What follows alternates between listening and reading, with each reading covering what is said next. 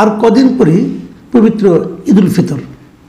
ঈদ উপলক্ষে নিশ্চয়ই আপনাদের মানে স্মরণে থাকার কথা যে ঈদ উপলক্ষে কিন্তু আমাদের মধ্যে একটা প্রথা আছে প্রচলিত। আমরা এটা খুব আনন্দের সঙ্গে আমরা এনজয় করি, আপনারাও করেন নিশ্চয়ই। সেটা হলো ঈদের সেলামি পাওয়া।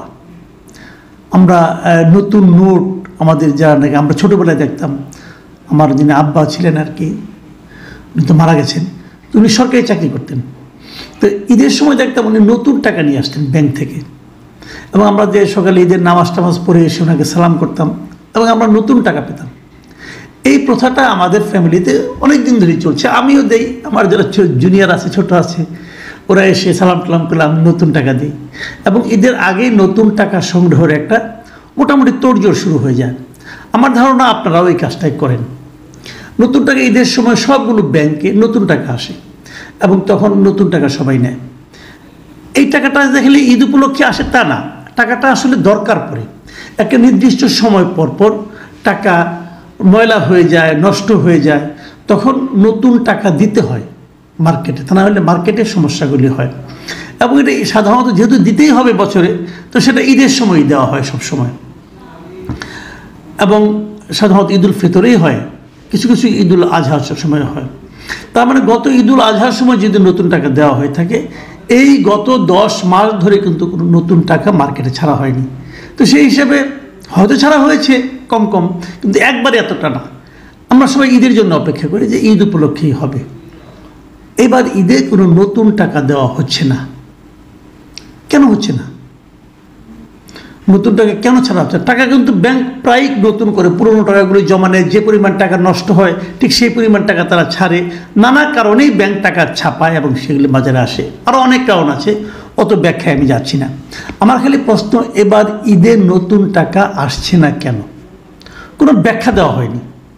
বাংলাদেশ ব্যাংকের পক্ষ থেকে কোনো ব্যাখ্যা দেওয়া হয়নি, বাট জানানো হয়েছে এবার নতুন টাকা দেওয়া হচ্ছে না, এবং ব্যাংকগুলোতে যোগাযোগ করেও আমরা জানতে পেরেছি কোনো নতুন টাকা এবার আসছে না। বিভিন্ন মিডিয়াতেও নিউজটা এসেছে। কেন আসছে না? একটা কারণ দেখানো হয়েছে। কারণ মানে সবাই যে কারণটা জানে, এবং মানে অনির্ভরযোগ্য সূত্র অথবা নির্ভরযোগ্য সূত্র যেভাবে বলেন, অফিসিয়ালি তারা বলেনি, বাট আনঅফিসিয়ালি জানা গেছে, যেহেতু টাকাতে বঙ্গবন্ধুর ছবি থাকে, ছবি আছে বাংলাদেশের সব টাকাতে আছে, অতএব তারা এই টাকাটা আর দেবে না।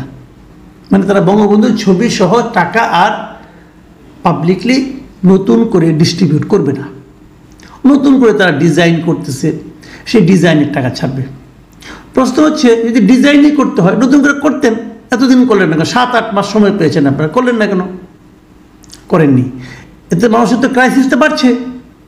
নতুন টাকা তো নেই, বাজারে যা দেখেন 10 টাকা 20 টাকা নোটের অবস্থা দেখেন কী অবস্থা। কিন্তু মানুষকে কষ্ট করাবে, কিন্তু নতুন টাকা দেবে না, কারণ ওর মধ্যে বঙ্গবন্ধুর ছবি আছে। ভাই, বঙ্গবন্ধুর ছবি আপনারা কী করছে? কামড় দিছে? সমস্যাটা কি আপনাদের? আপনাদের প্রবলেমটা কি? বঙ্গবন্ধু শেখ মুজিবুর রহমান কে? সে কি যেন কোনো লোক? হ্যাঁ, একটা স্বৈরাচারের পতন ঘটেছে। শেখ হাসিনা তার কন্যা, শেখ হাসিনা বঙ্গবন্ধুকে জোর করে সারা দেশে বঙ্গবন্ধুময় করে তোলার চেষ্টা করেছিলেন, যেটা নাকি অনৈতিক ছিল, অন্যায় ছিল। সে অন্যায়ের আপনি প্রতিবাদ করেন, কোনো সমস্যা নাই, কিন্তু বঙ্গবন্ধুর নাম মুছে ফেলতে হবে, এইটার কোন ধরনের মানসিকতা? বঙ্গবন্ধু যা করে গেছেন এই দেশের জন্য, ভাই, এই দেশটার স্বাধীনতার মহানায়ক কে বলেন? কে স্বাধীনতার মহানায়ক? আপনারা যাদেরকে পীর মানেন তারা? শুনলাম তাদের কেউ নাকি তাদের নাকি জাতির পিতা ঘোষণা করতে চায়। তারা? এই দেশের স্বাধীনতার মহানায়ক বঙ্গবন্ধু শেখ মুজিবুর রহমান।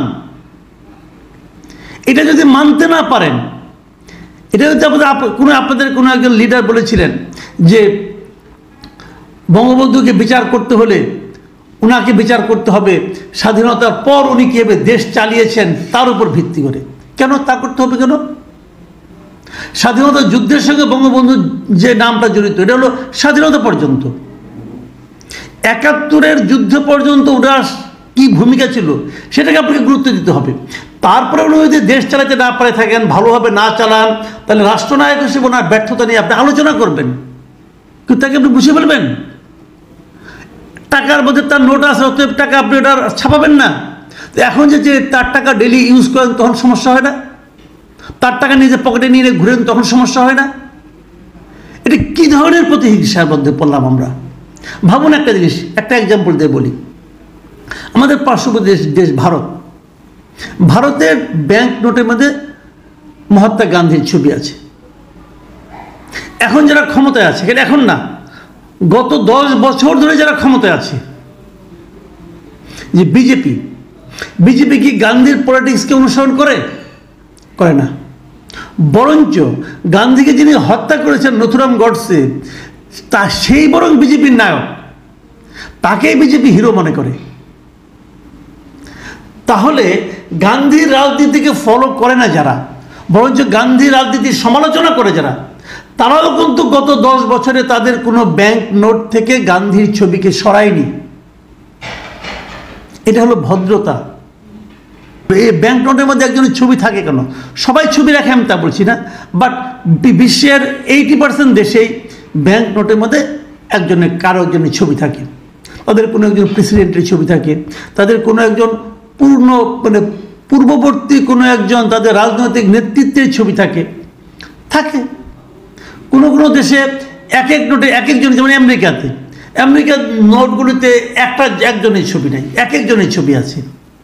বিভিন্ন রাষ্ট্রনায়কদের ছবি আছে ওখানে। সবাই কি রিপাবলিকান? তা না। সবাই কি ডেমোক্রেট? তাও না।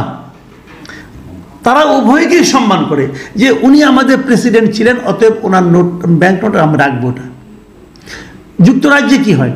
যুক্তরাজ্যে এতদিন রানী এলিজাবেথ, দ্বিতীয় এলিজাবেথের ছবি ছিল, উনি মারা গেছেন। মারা যাওয়ার পর এখন ওনার পুত্রের ছবি আসতেছে।